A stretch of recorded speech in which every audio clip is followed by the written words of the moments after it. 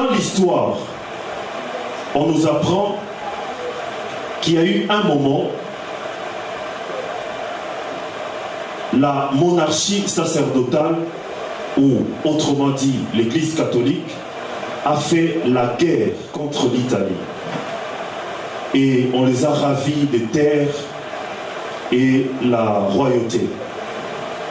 Mais en 1929, lorsque Mussolini était devenu président d'Italie, il a fait alliance avec la monarchie sacerdotale. Et le 11 février 1929, on a créé ce qu'on appelle l'État pontifical, c'est-à-dire l'État de Vatican. On l'a créé en 1929, le 11 février. Et pour créer l'État de Vatican, il y a eu la signature qu'on appelle les accords de Latran. C'était à Latran, entre Mussolini et le monseigneur Gasperi, qui était chef, comme on dirait le premier ministre de Vatican à l'époque. C'est avec eux, les deux, ils ont signé l'accord de Latran, créant ainsi l'État du Vatican. C'est-à-dire, à partir du 11 février 1929, Vatican était devenu un État parmi le concert des États dans le monde.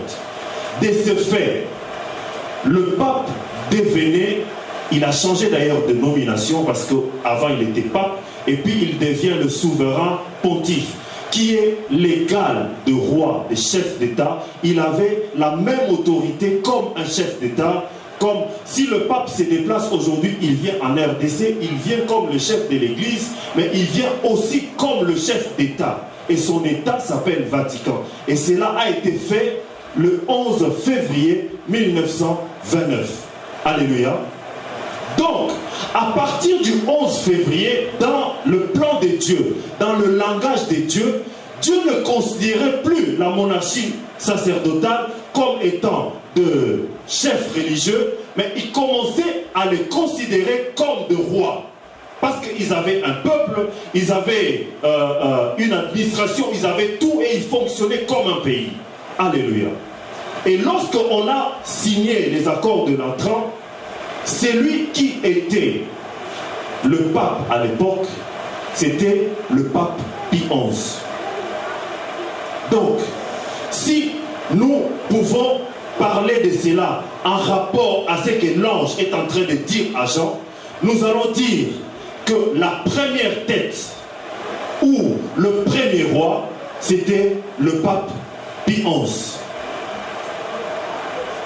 Après Pie XI est venu le deuxième roi, c'est-à-dire la deuxième tête, c'était le pape Pie XII.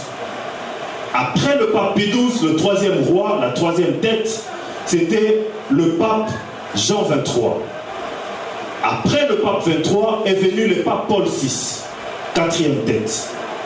Après le pape Paul VI est venu le pape Jean-Paul Ier, cinquième tête.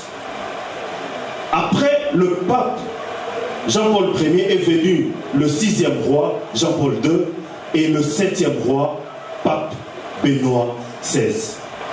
Les noms que je suis en train de citer, ce sont des gens que vous connaissez, de notre époque. Rappelez-vous, au départ, j'avais dit, il y a eu transport. Il a dit, et je fus ravi en esprit. On m'a conduit quelque part, dans une période de temps quelconque. Et les personnages qui sont le roi, ce ne sont d'autres personnes que des gens que nous connaissons déjà. Alors, on va se dire, quelles sont les preuves? Comment on peut prouver cela? La Bible dit, au verset 10, la Bible dit, ce sont aussi 7 rois. 5 sont tombés, un existe. Et l'autre n'est pas encore venu. Et quand il sera venu, il ne doit pas rester longtemps. Il doit rester peu de temps.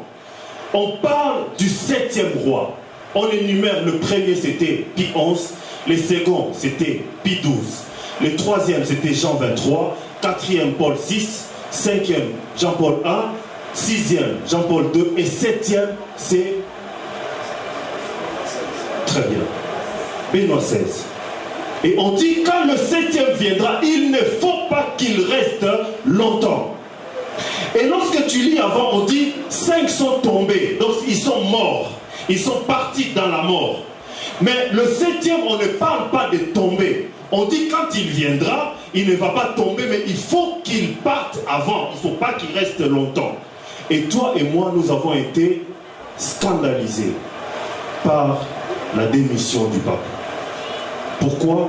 Parce que la prophétie devait s'accomplir. Il ne fallait pas qu'il reste longtemps. Et pour prouver cela encore, nous allons dans Apocalypse chapitre 13. On dit, puis j'ai vu monter de la mer une bête qui avait 10 cornes et 7 têtes. Et sur ses cornes 10 diadèmes.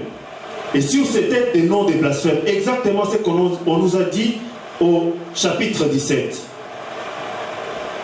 La bête que j'ai vue était semblable à un léopard. Et verset 3, on dit, et j'ai vu l'une de ses têtes comme blessée à mort. J'ai vu la tête du dragon comme blessée à mort. Or, je vous ai dit que les têtes sont de rois. Et le roi, j'ai cité le nom. Et il y a un roi, à l'occurrence le pape Jean-Paul II, qui a été blessé à mort. Mais on dit, il n'est pas mort, il a été blessé simplement à mort et sa blessure mortelle était guérie. Toi et moi, nous avons vécu cela. J'ai suivi l'interview de ces jeunes qui a tiré sur le pape. Il a dit, cet homme est réellement un homme de Dieu parce que je ne comprends pas comment il a survécu. Puisque j'ai visé le cœur et je l'ai tiré à bout portant. Et je ne comprends pas comment il a survécu. Il a survécu parce que la prophétie devait s'accomplir. Une tête qui est blessée comme mort, mais qui va survivre de ses blessures. Alléluia.